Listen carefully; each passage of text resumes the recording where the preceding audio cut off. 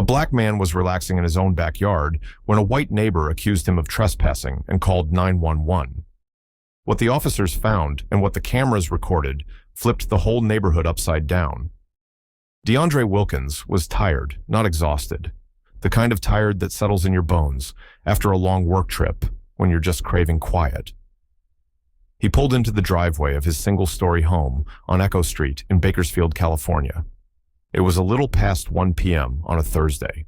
The sun was steady, the sidewalk empty, and his dog Milo barked from behind the front door as if he knew his guy was home early. He unlocked the door, dropped his carry-on by the entryway, and knelt to hug Milo, a short, thick brindle with a soft growl and a stubby tail. Milo did his usual circle dance, then bolted to the backyard. Deandre followed him out with a glass of cold tea and his portable speaker queuing up some Dexter Gordon smooth, low saxophone notes eased into the air. This was his favorite part of owning a home, the backyard, a little square of earth. That was his. 5 years ago, he'd bought the place after saving for what felt like forever. At 32, he was proud of what he'd built for himself. He didn't throw loud parties. He paid his taxes. He kept the lawn clean. That Thursday felt like a reward for all of it. No Zoom meetings, no emails, just him, the sun, Milo, and Jazz. He was halfway through his drink when he noticed a woman approaching the back fence. She wore a beige sun visor, oversized sunglasses, and had one of those neck fans swinging from a lanyard. She looked out of place, not just because he'd never seen her before, but because she wasn't walking past his yard. She was walking toward it. Deandre turned the volume down a notch and stood up. "Afternoon," he said politely, just loud enough for her to hear. The woman didn't return the greeting. "What exactly are you doing here?" she asked, voice sharp. "This is private property." Deandre blinked, confused. "Ma'am, this is my property." She frowned. No, it's not. I know who lives here, and it's definitely not you." He let out a short laugh, not mocking, just in disbelief. "I have lived here for 5 years. I can go get my license or mail if you need proof." She didn't budge. Her hand hovered near her phone. "I'm calling the police." She said, "There's a suspicious man in the backyard." Milo let out a low bark from the patio. Deandre reached out calmly to hold him back. "You're seriously calling 911 on me, on my own property?" he asked, still trying to stay even-keeled. "You can explain yourself to the officers," she snapped. Then with her phone angled in her palm, she dialed. Deandre stood still. He wasn't about to make a move that would look threatening. His heart started to thump harder, not because he was scared of her, but because he'd seen this movie before. Too many times from her end of the call, he could hear fragments. "Yes." "Bakersfield?" "Yes." "Right now, blackmail, trespassing, yes, armed." "I'm not sure he has a dog." Deandre couldn't help but look directly into her face. "You're lying. You know I live here." But she kept talking, within minutes. He heard sirens, multiple. He didn't expect them to arrive so fast, but they did. He grabbed his wallet, walked around the side of the house, and stood in front with his hands visible. Milo stayed inside 2 squad. Cars pulled up. Doors opened fast. "Sir, stay where you are." One of the officers shouted. Deandre raised both hands slowly. "I live here. I can prove it." But the tension had already landed, like a weight in the middle of the block. A few neighbors peeked out from windows, some from behind their doors. He could feel every pair of eyes, not on the woman who made the call, but on him. But before any explanations could begin, the next few minutes would set off a chain of events. Neither of them could take back. One of the officers, a tall man in khaki with a shaved head and mirrored sunglasses, stepped forward first. His hand hovered near his holster, but he didn't draw the other shorter and stockier, took position just behind him, scanning the yard like they were preparing for something bigger. Deandre kept his voice even. "My name is Deandre Wilkins. I live here. This is my house. I can show you ID and mail with this address." The taller officer gave a small nod, but didn't relax. "Sir, do you have that identification on you right now?" "Yeah," Deandre said, slowly reaching into his pocket. "Right here." He pulled out his wallet, careful not to make any sudden moves. The officer stepped closer and took the license, glancing between it and the address over the mailbox. Carolyn came around the corner, then holding her phone like a badge of honor. "Officers, thank you for coming. I caught him in the backyard. He was acting suspicious, and I've never seen him before." The second officer turned toward her. "Ma'am, do you live on this street?" "Yes," she said quickly. "I live just across the alley. I walk by this house every day." Deandre raised an eyebrow. "So you don't live on this street, and you admit you were on my property?" Carolyn ignored him. "I know the woman who used to live here. She was an older lady, sweet. He's not the owner. Look at him. He doesn't belong here." That one sentence, those 6 words, they said more than she probably realized. The taller officer turned back to Deandre. "Sir, can we step inside the house so you can show us mail or a deed?" Deandre nodded. "Yeah, I've also got a doorbell. Camera footage is all there." He led the 2 officers into the living room. Carolyn tried to follow. "You're not coming inside my home," he said, standing in her way. "You've already done enough." The officer blocked her path with one hand. "Ma'am, we don't need you in there." Deandre walked to the kitchen counter and picked up 2 pieces of unopened mail addressed to him at that exact address. Then he pulled up the security app on his phone and started scrolling to the footage. Carolyn walking up, accusing him, dialing 911. He showed the officers the room was quiet, except for the faint jazz, still playing in the background. After a beat, the taller officer exhaled slowly. "All right, this does check out the shorter one," glanced at the footage, and then at the door. "We'll have a word with her outside." They stepped out front and Deandre followed, pausing only to lock his door behind him. Carolyn stood on the sidewalk, arms crossed. "Well, what's the verdict?" she asked almost smugly. The taller officer walked over to her. "Ma'am, Mr. Wilkins owns this home. He has valid ID mail and recorded video showing exactly what happened." Carolyn's face twitched, "But he doesn't look like that's enough." The officer interrupted. "You made a false report. You also trespassed onto private property." Her mouth opened. "Wait, I trespassed. I was protecting the neighborhood. You crossed onto his yard without permission." "That's trespassing," he repeated. "You're lucky he's not pressing charges right now." Deandre watched as her posture changed. That certainty she had when she dialed the phone, when she thought the system was on her side, was starting to slip. "I'm going to speak with the HOA," she muttered. "They'll hear about this." "I'm sure they will," Deandre said, "and so will everyone else." "Once I post the video," she turned and walked away, stiff steps, muttering under her breath. The officers gave Deandre one last look. "Sorry about the misunderstanding." The taller one said Deandre didn't respond. He just nodded once and walked back toward his door. But this wasn't going to end with a nod and a closed door. What happened next would take things far beyond the neighborhood, inside. Deandre stood still in his foyer, staring at the door. He just locked behind him.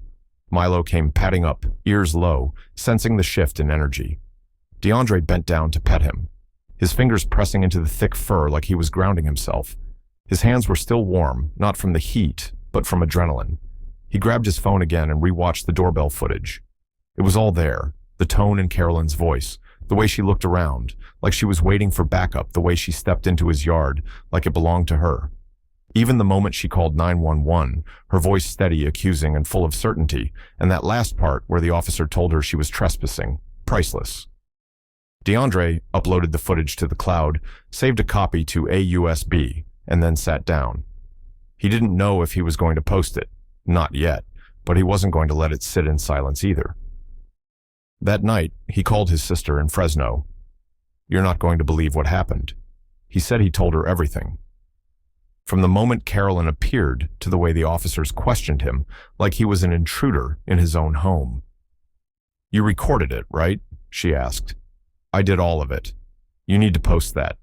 People need to see." Deandre paused. "I don't want this turning into some viral thing. I just wanted a day to myself. Now, I gotta think about lawyers." She was quiet for a second. "Then you didn't ask for this. But if you stay silent, she wins twice. You're not the first guy this happened to. You might be the first one who can actually prove it." That stuck with him the next morning. Deandre edited the clip. No music, no flashy effects, just raw footage with a short caption. "She told me to leave my own house, then called the cops." He posted it to Facebook first. He figured maybe friends would see it, people who knew him. Maybe it would spark some conversation. By noon, it had over 3,000 shares. By 3 p.m., someone had reposted it to Twitter, and a local Bakersfield activist group tagged him in a comment. This is why people keep cameras on their porches. This is why it matters. By the time he made dinner, a local journalist had emailed asking for an interview. He declined, but by then it didn't matter. The video was out in the wild. Someone from his high school he hadn't spoken to in 10 years texted him, "Bro, I saw you on Instagram. Are you okay?" Another person commented under the video, "My cousin had something like this happen in Modesto." No proof, though, they didn't believe him. By Friday morning, Channel 23 News had run a segment on the story. They blurred Carolyn's face, but not her voice. Her words echoed across the screen like they were being broadcast straight out of people's living rooms. He doesn't belong here. It was surreal. Deandre had gone from a quiet backyard afternoon to becoming a face for something much bigger. It wasn't a role he'd auditioned for, but it had found him anyway. He didn't hear from Carolyn again that weekend. No apology, no note on the door, just silence from across the alley. But the silence didn't feel like peace. It felt like distance, like lines had been drawn in a place where neighbors used to wave and keep it moving. But that silence was about to break, and this time, the whole neighborhood would hear it. Saturday morning, Deandre was watering the lawn when a white SUV slowed in front of his house. The driver, a woman in her early 50s with short curls and bright eyes behind gold-rimmed glasses, rolled down her window. "You're Deandre, right?" she asked, voice-friendly but careful. He nodded. "Yeah, that's me. I'm Loretta McKinnon. I live 2 streets over. I saw your video. I just wanted to say thank you for putting it out there." Deandre lowered the hose. "You're welcome. I guess wasn't really planning on all this attention." "I get that," she said, "but it hit me hard. We've been here since '92. My husband passed last year, and I've had more people second-guess me in this neighborhood lately than in the last decade combined." She looked down, then back up. "I know what it's like to feel like you have to prove you belong somewhere, and I'm sorry that happened to you. If you ever need anything seriously, you're not alone." He gave her a small nod, a real one this time. That was the first kind gesture he'd received since the video blew up, but it wasn't the last. By Monday, 3 more neighbors approached him quietly, carefully. A man named Tyrell, a retired Navy vet who'd lived on Echo Street for 17 years, a white couple in their 40s who said they were embarrassed. They hadn't stepped in when they saw the police cars, but with every show of support there were glances too awkward, one's eyes that darted away when he walked by, conversations that stopped when he got too close. And then there was the flyer taped to the neighborhood, mailbox printed in bold letters. "Know who lives in your neighborhood," below it, a screenshot of the video. Deandre's face, mid-sentence. Someone had scribbled a question mark on his forehead in pen. He stood there staring at it for a few seconds, lips pressed tight. He ripped it down without a word and walked back to his porch. Milo followed, tail swaying, unaware of the weight in the air. Later that evening, a knock came at the door. It was Officer Delgado, the same shorter cop from the incident. "Mind if I talk to you for a minute?" he asked. Deandre stepped aside. Delgado glanced around, then sat on the edge of the porch steps. "Just wanted to check in." He said, "Look, I've seen your video. I'm not going to pretend it doesn't look bad. It does. I can't speak for Officer Langston, but we're not trained to assume guilt. That's not how it should go, but I know it felt that way." Deandre sat on the top step, arms resting on his knees. Felt that way because that's exactly how it went. Delgado nodded slowly. "Yeah, you're right. And I'm not going to defend that, but I wanted to let you know this whole thing. It's made the department look at our response procedures. There's going to be a review." Deandre raised an eyebrow. "You here on official business, or just trying to cover ground before the media keeps pushing this?" Delgado exhaled. "A little of both, maybe, but also as a person, I hate how it played out, and I wish we could have done better." They sat there in silence for a moment. Then Delgado stood up.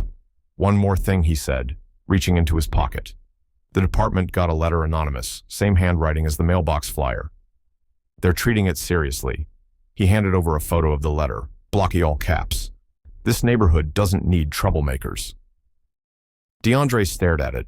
He wasn't sure what bothered him more, the cowardice of it, or the fact that someone thought he was the problem. Delgado paused. "Just keep your cameras rolling and call us if anything happens." "Seriously." As he walked back to his cruiser, Deandre looked around. The block was quiet. No kids playing, no lawnmowers, no casual hellos. Just a simmering tension behind closed blinds. But pressure doesn't stay bottled forever, and the neighborhood was about to boil over in ways no one expected. By Tuesday, the video had crossed the line between local incident and national conversation. It was reposted by a well-known civil rights advocate on Instagram. A blue-check journalist, quote, tweeted it with the caption, "You can own a house, a mortgage, a title, and still be treated like a suspect within hours." It was picked up by several online publications. Outlets from Los Angeles to Minneapolis ran headlines like "Man confronted at his own home in California suburb and caught on camera. Neighbor calls cops on black homeowner."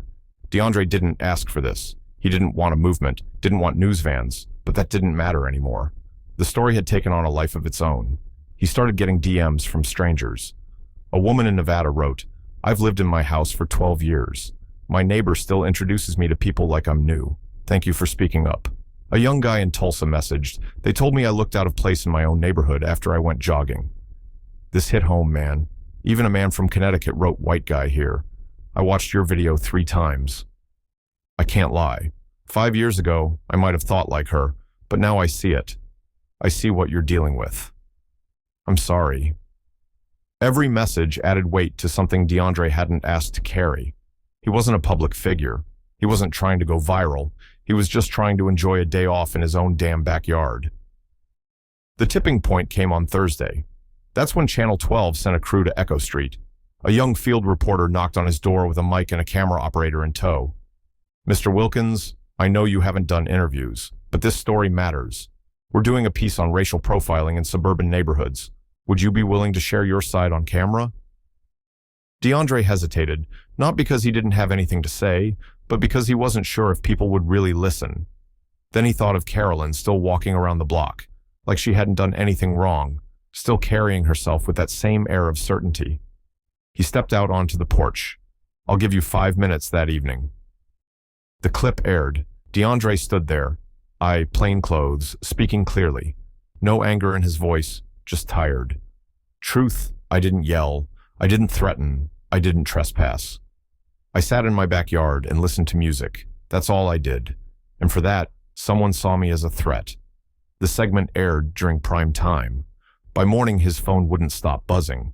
An attorney named Simone Lackey reached out via email. She specialized in civil rights litigation, offered a free consultation.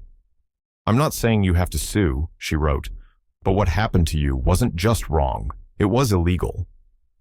Deandre stared at her message for a while. The idea of taking legal action wasn't new. His sister had brought it up the night. It all happened, but now it felt real possible, maybe even necessary. And it wasn't just the legal side. The HOA had started receiving complaints. A few neighbors were pushing to have Carolyn removed from her committee seat. Whispers circled that she'd been part of several confrontations over the years, but this was the first time it had gone public. The neighborhood Facebook group had exploded. Posts were being deleted, arguments breaking out in comment threads. Some supported Deandre, others claimed the video was misleading or taken out of context. One post read, "This kind of drama is why we moved here in the first place." To avoid it, Deandre screenshot it. He didn't reply, but he felt every syllable like a slap. That weekend, a small group gathered outside his house. Some held signs that said, "We stand with Deandre." Others just brought folding chairs and sat quietly on the sidewalk like they were keeping watch. He offered them water, talked with a few, learned. One woman had driven in from Visalia just to show support. "This kind of thing doesn't stay quiet anymore," she said, "and it shouldn't." Deandre nodded slowly. He was starting to see the bigger picture, but seeing it clearly and deciding what to do with it were two very different things, and the pressure to act was only growing stronger. By the start of the next week, Deandre felt like a man caught between two identities, his normal life and the symbol the internet had made him into. He still took Milo on his morning walks, still trimmed his hedges every Saturday, but now people slowed down when they drove by. Some waved, some stared a few. Didn't even bother hiding the way they whispered the neighborhood, which once felt ordinary, now felt on edge. It wasn't just about the video anymore, it was what the video represented. People were forced to look at themselves, their neighbors, the dynamics they'd always ignored, and not everyone liked what they saw at the next HOA meeting held at the local rec center instead of the usual member's home due to public interest. The room was packed. Deandre didn't plan on speaking. He sat in the back corner in a plain shirt, ball cap low, trying to blend in. But the moment Carolyn Dittmer stood up, he knew that wasn't going to be an option. She cleared her throat, stood tall, and launched right into it. I want to address the rumors and the attacks on my character. She said what I did was out of genuine concern. I didn't know who that man was, and I called the authorities as a precaution. I've lived here for over a decade. I take pride in protecting this neighborhood. Murmurs moved through the room. One older man spoke up. You didn't know him because you never tried to. You assumed the worst, and now you're blaming everyone else for how it turned out. Carolyn stiffened, excuse me, but I was raised to be alert. We all know what this neighborhood has been like lately. Deandre stood before he even realized he'd moved. You mean what I've been like lately? He asked calmly, voice cutting through the noise. All eyes shifted to him. You walked onto my property, you accused me, lied to the police. You didn't ask questions, you made assumptions, and now you're standing here trying to spin it like you were the one attacked. Carolyn folded her arms, tight-lipped. Another board member, Sandra Alvarez, a longtime resident and local librarian, spoke up. I've been quiet because I wanted to hear both sides, she said, but after watching the footage and listening to this, it's clear what happened. Carolyn. This wasn't about concern. This was about control. Fear, several people nodded. Someone in the back clapped once, then stopped. Carolyn muttered something under her breath and sat down, cheeks burning red. The board chair took a moment, then looked at Deandre. Mr. Wilkins, would you be open to meeting with the board separately to discuss what kind of action, if any, you'd like us to consider? He nodded slowly. I will. The meeting adjourned shortly after.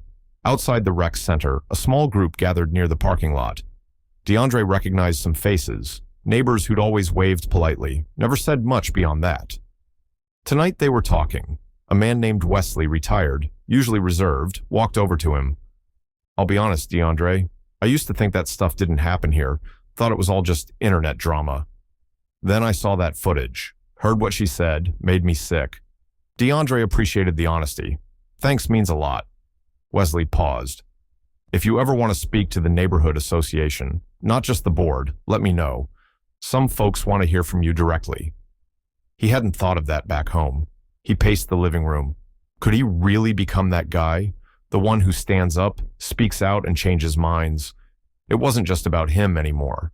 The messages, the flyers, the silent neighbors, all of it meant something bigger was stirring. Milo curled at his feet, calm as ever. Deandre looked down at his phone. Another message, this one from a youth outreach group.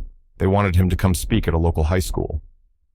He rubbed the back of his neck, unsure, but with each door that opened, it became harder to go back to just being silent. And what came next would demand a choice he couldn't ignore. Deandre sat in the back booth of a quiet cafe just off Stockdale Highway, tapping his thumb against the edge of his cup. Across from him sat Simone Lackey, the civil rights attorney who had reached out a week earlier.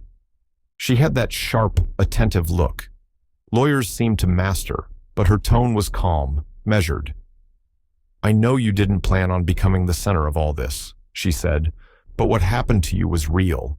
It wasn't just an inconvenience. It was a civil rights violation. Deandre's side. I keep thinking if I go through with legal action, what does that say? That I'm looking for money? That I'm stirring the pot? Simone leaned in slightly. No, it says you're holding someone accountable and maybe making space for the next person to be treated better. He looked out the window. A group of high school kids were crossing the street laughing, unaware of the weight sitting in his chest. I'm not even angry anymore, he said, just tired. Tired of explaining that I belong. Tired of thinking ahead every time I leave the house. Now I gotta decide if I want to be the guy who sues the HOA in the city. That's a lot. It is, she said, but not doing anything is a choice too, and that has its own weight.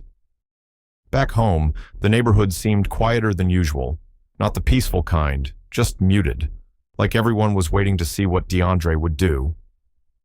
He sat on his porch that evening, Milo at his feet again, watching a group of kids ride scooters down the sidewalk. That's when his phone rang. Hello. Hi, this is April Stanton. I'm with the Echo Street Unity Committee. We're putting together a community forum.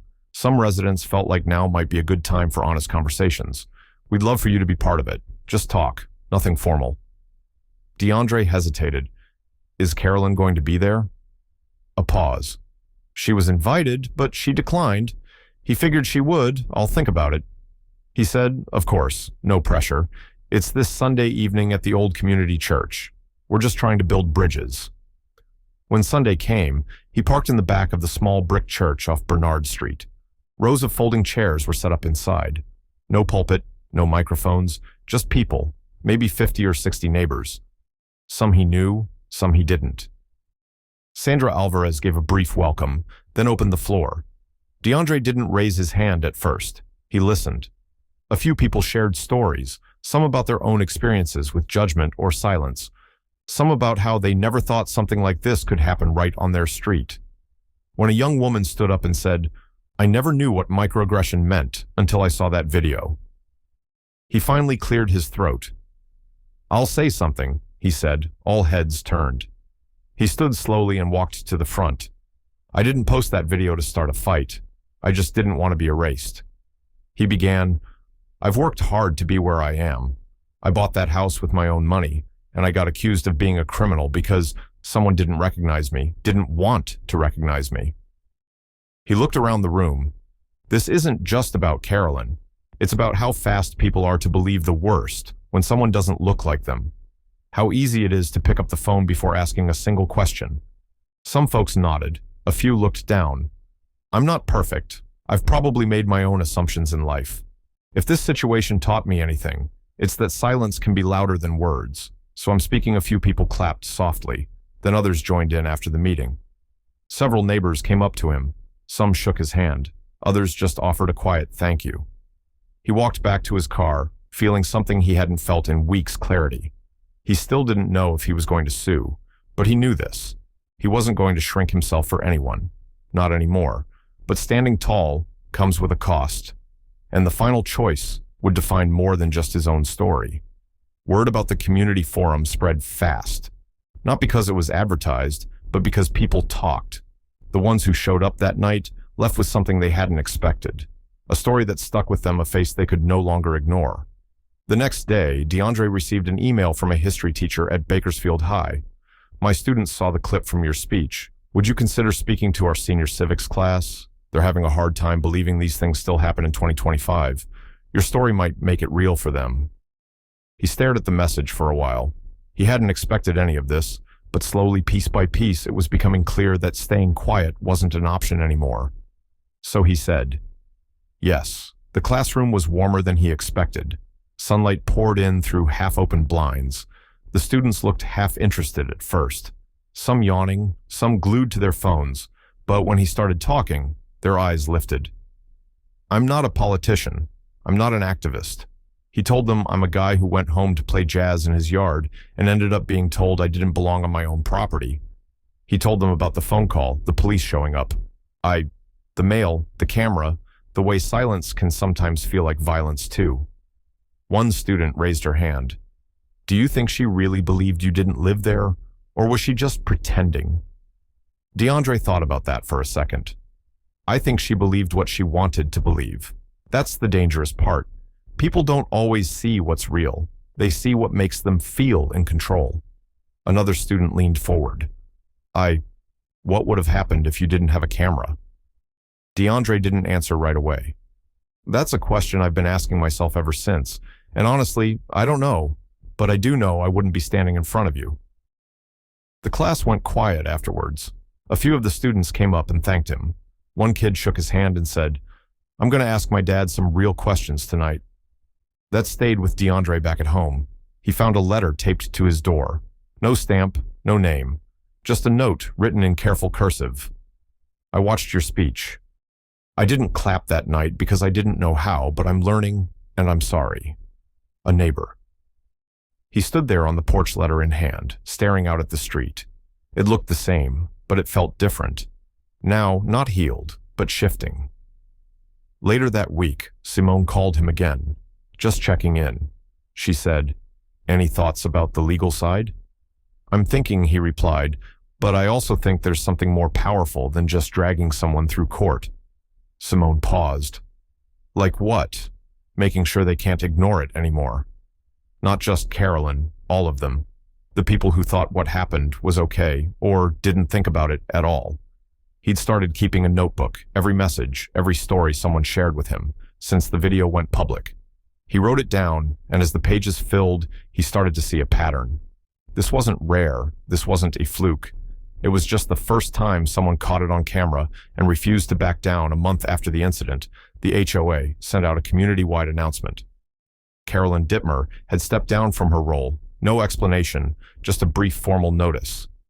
She never apologized. Deandre didn't expect one. Some neighbors still kept their distance. Others had warmed a few, asked him to grab coffee or speak at their churches. He wasn't trying to become a spokesperson, but he understood. Now, sometimes just telling the truth out loud is a kind of leadership, but truth without action fades. And there was one final thing Deandre needed to say before this chapter closed. One evening, about 5 weeks after everything began, Deandre stood on his back patio again. Same chair, same speaker, same old jazz. Milo was stretched out nearby, eyes half closed, snoring softly. The yard looked just like it always had, but to Deandre it didn't feel the same anymore. He took a sip from a cold glass and opened his notebook, a fresh page blank. He thought about writing a speech, something powerful, something polished. But instead, he picked up his phone and hit record. This time, it wasn't for the news or a forum or a classroom. It was just him. "Hey," he said into the camera, "it's Deandre. I've been quiet the past few days thinking, trying to figure out how to wrap my head around all this." He paused. "I didn't plan to be anyone's lesson. I didn't ask to become a viral headline. I just wanted to sit in my backyard. That's it. I wanted to listen to music with my dog." Someone decided that was suspicious. Someone decided I didn't look like I belonged in the house I worked for, saved for, paid for, and lived in. He shifted in his seat. You can talk about laws, about policies, about bias training, but at the end of the day, this comes down to something simpler. It's about how we see each other, or how we refuse to. He looked at the screen expression steady. You don't have to like everyone. You don't have to understand everyone's background or story, but what you can't do is decide someone's value or their rights based on what makes you feel comfortable. He paused again, his voice quieter. Now, there are so many people walking around with their guard, up people who feel like they've got to explain why they exist in certain spaces. That kind of pressure. It wears you down slowly, quietly, until moments like mine happen, and suddenly you can't ignore it anymore. He let out a slow breath. I'm not a victim, but I'm also not going to pretend like what happened didn't hurt. It did. It still does. But maybe that hurt means something if it wakes people up. If it forces one neighbor, one student, one coworker to think before they assume. He leaned back, letting the silence hang for a moment before ending the recording. He didn't post it right away. He just saved it a record of how he felt in that moment without edits or filters. A few days later, he uploaded it to his page. No hashtags, no caption, just the video. The response wasn't massive, but it was real. Comments trickled in. I needed to hear this. Thank you for saying what. Most of us are too tired to explain. My dad watched this and didn't say a word. That means more than, Deandre didn't feel victorious. This wasn't a win, but it was a start. He saw what it looked like when people stopped pretending things were fine and started having real conversations. He didn't press charges, he didn't sue, but he worked with a local housing rights group to set up monthly meetups in Bakersfield. Open talks between neighbors, law enforcement, educators. The first one drew 12 people. The third had over 30. He kept the notebook filled. More pages, stories, names, thoughts, plans, and he kept his jazz speaker because that backyard, that was still his. Sometimes change doesn't come with a bang. Sometimes it shows up in tired voices finally being heard in new eyes, meeting yours without suspicion. Thank you for joining us on this powerful journey, one that started with a lie and ended with a community forced to listen. Deandre's story isn't just about one incident. It's about the quiet battles so many people face just to exist in their own spaces. If this moved you, don't stay silent. Comment below. Let us know where you're listening from and what this story made you feel. And if you believe in stories that challenge the status quo, hit subscribe and turn on notifications. We'll be back with more real, gripping narratives that make you think, question, and maybe even act. Until next time, stay aware, stay strong, and never let anyone tell you that you don't belong.